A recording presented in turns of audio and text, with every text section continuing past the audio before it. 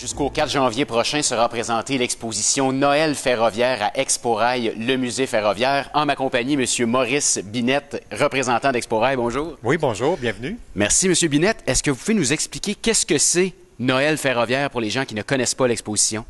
Bien, on profite du temps des fêtes pour donner un air spécial au musée. Et donc, durant cette occasion, les gens ont l'opportunité de voir certains éléments de la grande galerie décorée pour Noël. Mais il y a des activités qui s'adressent à toute la famille.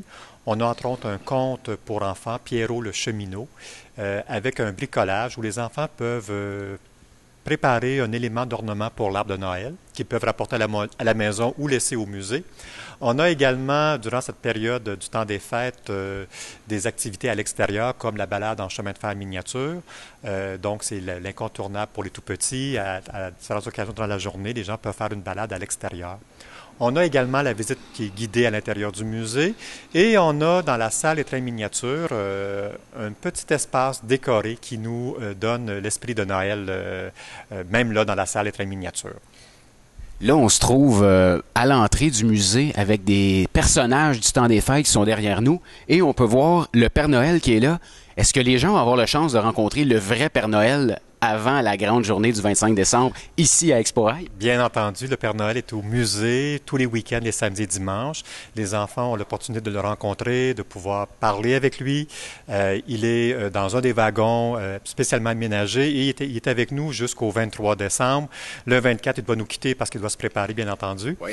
Et ou sinon, si les enfants viennent avant le 23 décembre et que le Père Noël il serait occupé quelque part et il ne pourrait pas le voir, il est toujours possible de pouvoir poster sa lettre dans le wagon postal et notre courrier se rend directement au pôle Nord. Donc, les enfants recevront une lettre du Père Noël s'ils la laissent ici même au musée.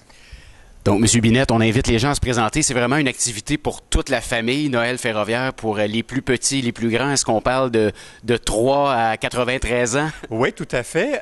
Mais on a une activité également qui s'adresse aux plus vieux, oui, qui est le service de thé à bord de la voiture Canada. C'est une activité où, là, par petits groupes de 4 à 5 personnes, on peut prendre un thé et des collations sucrées à l'anglaise à l'intérieur d'une voiture, la voiture du président du Grand Tronc. Et donc, ça, c'est une activité spéciale qui est offerte également dans le temps des fêtes, mais qui s'adresse pour les grandes personnes cette fois-ci.